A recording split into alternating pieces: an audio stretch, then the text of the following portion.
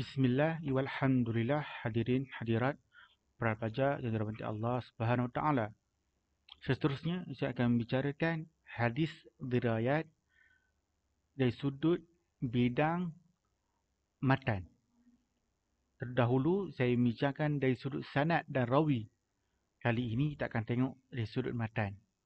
Matan tu apa dia? Kita seperti mana kita sebut, saya ringkaskan. Uh, contohnya, innama al-a'mal lu bin niat. Okey, inilah matan. Maksudnya matan ni adalah teks hadis tu. Apa yang dikatakan oleh Rasulullah sallallahu alaihi wasallam. Itulah dipanggil matan. Dalam hal ini kita akan tengok ada beberapa ilmu, bidang ilmu yang sangat penting supaya kita dapat mengetahui apakah status matan dan bagaimana kita boleh memahami matan hadis dan apakah maksud di sebalik matan dan apakah ilmu-ilmu yang terhadap yang boleh diaplikasikan dalam ilmu matan. Kita tengok yang pertama antara yang paling penting iaitu dipanggil gharibul hadis.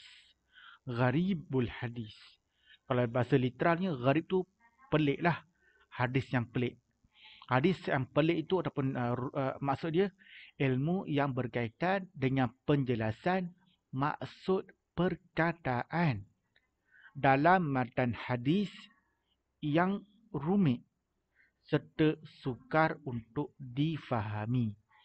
Jadi kita nak faham kalimat tersebut. Banyak kalimat kita ambil contoh-contoh yang mudah sajalah. Contohnya kita sebut ad-dinu an-nasihatu. Itu. Panjang sikit ad-dinu nasihatu panjang ada banyak. Saya ringkaskan ada lillahi wali rasuli. Okey, saya tinggal sini. Okey. Okey, sekarang ni hadis sebut ad-dinun nasiha. Lepas tu ringkaskan lillahi wali rasuli. Sekarang kita nak faham. Ad-din tu kita faham maknanya agama. Kita fahamlah ad-din tu maksudnya agama. Sekarang ni kita nak faham an-nasihah tu apa? Adakah bermaksud nasihat? Kita faham bahasa Melayu. Nasihat ataupun sebagainya. Kalau kita kata agama itu adalah nasihat. Nasihat kepada Allah, nasihat kepada Rasul. Takkan kita boleh nasihat Allah? Takkan kita nasihat Rasul? Inilah yang menjadi perbahasan para ulama. Apakah maksud nasihat kat sini? Bagaimana nak mentafsirkan perkataan nasihat di sini? Kerana itu ada sebahagian ulama mengatakan agama itu adalah ikhlas. Nasihat ni maksudnya ikhlas. Itu salah satu makna. Jadi kita nampak perkataan tu mudah saja. Tapi boleh membawa makna tafsiran yang berbeza-beza. Kerana itu, bila kita nak baca hadis, kita kena rujuk kalam-kalam ulama. Kita tak boleh mentafsirkan hadis ikut kepala kita, ikut tafsiran kita, kerana boleh mengundang fitnah yang besar. Okey? Itu yang kita nak faham. Maksudnya di sini boleh katakan agama itu adalah ikhlas. Ikhlas untuk Allah, ikhlas untuk Rasul dan sebagainya. Jadi inilah dipanggil gharibul hadis. Banyaklah kitab-kitab ulama yang mengkajikan perkataan-perkataan yang tertentu dalam matan hadis. Ini sangat penting. Okay. Yang kedua kita tengok an-nasikh wal mansukh. Dalam bidang Al-Quran pun ada nasikh wal mansukh. Dalam hadis pun ada nasikh wal mansukh. Sekarang kita nak faham apa itu nasikh, apa itu mansukh.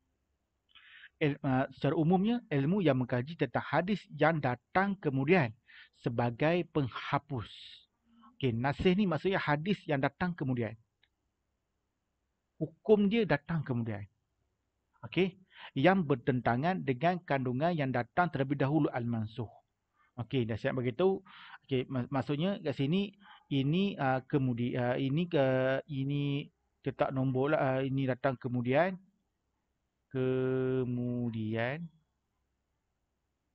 itu. Ini yang awal. Okey. Maksudnya nasikh ni bila datang hadis nasih ni, mana hadis yang terdahulu tu dibatalkan. Contoh Nabi sebut kuntu nahaitukum biziaratil qubur. Okey. Au fazuruha au kama qala Nabi. Kuntu nahaitukum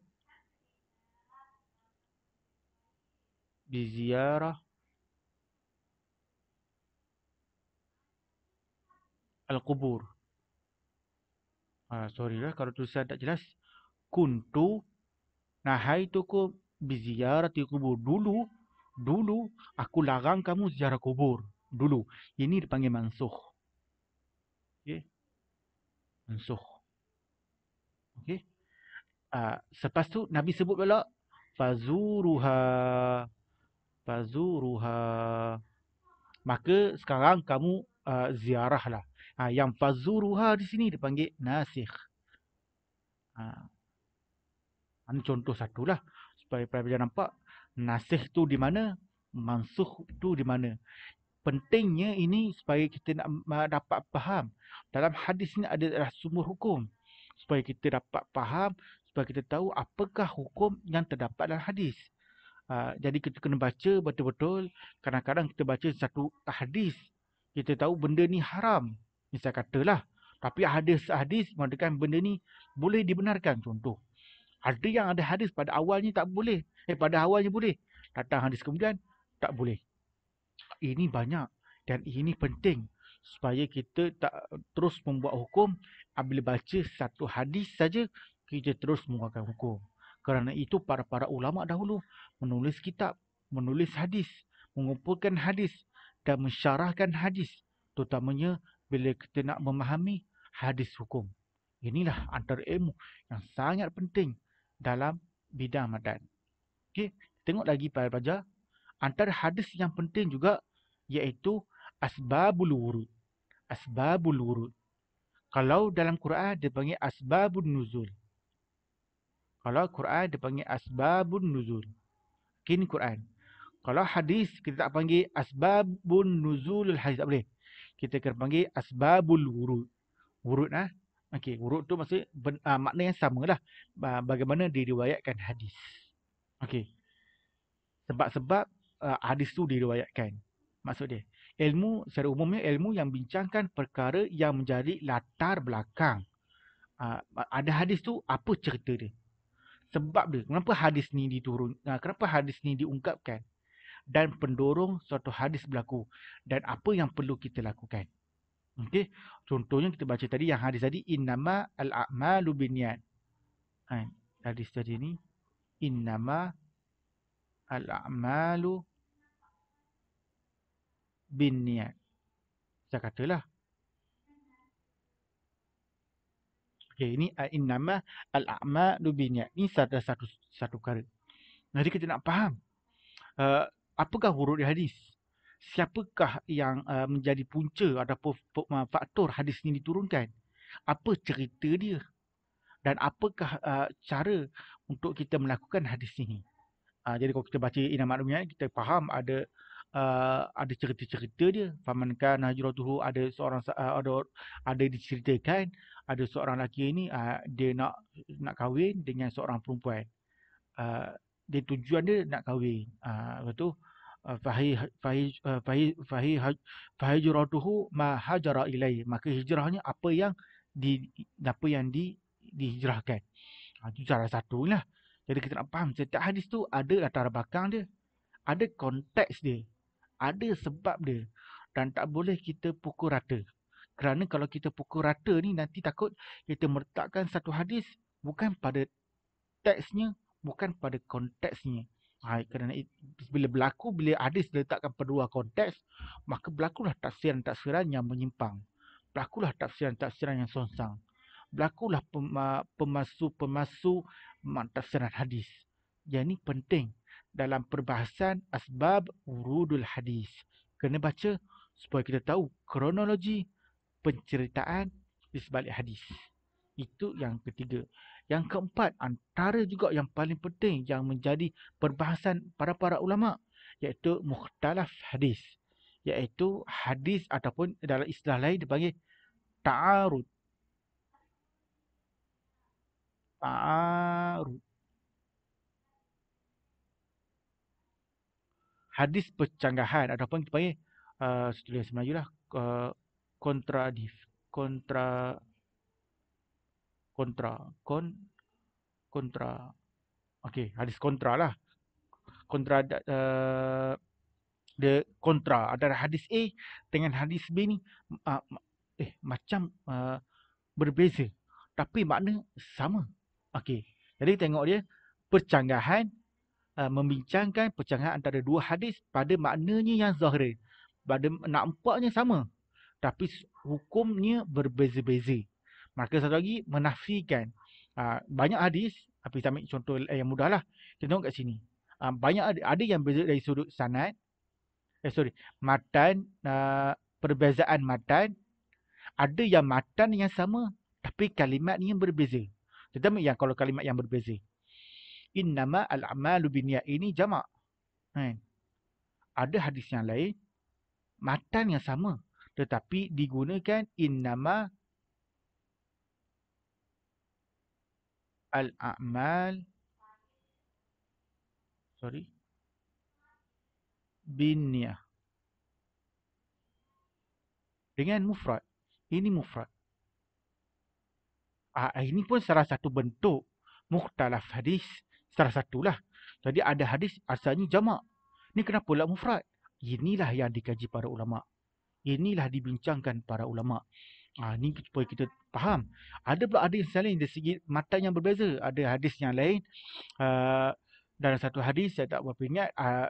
Nabi kata perempuan ni tak boleh ziarah kubur.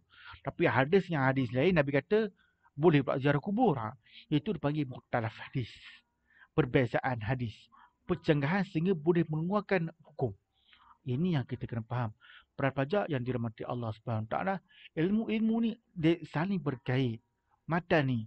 Kerana itu tak boleh nak tengok satu hadis nak faham gharibul hadis saja. Tapi kalau kita sebagai pelajar biasa atau yang masyarakat awam, tak apalah, kita boleh tahu sekadar-sekadar yang mampu. Tapi sekiranya kita nak mengeluarkan hukum, maka individu tersebut kena mahir dalam bidang-bidang ni. Paling tidak pun dia tahulah sebersikit. Paling tidak pun dia bolehlah baca. Ini kita tengok ramai dalam kalangan orang-orang yang tak faham terma-terma metodologi ilmu hadis, tapi dia membincangkan seolah-olah dia faham ilmu hadis. Dan hal ini boleh menyebabkan berlaku kebincangan, berlaku tafsiran yang sesat.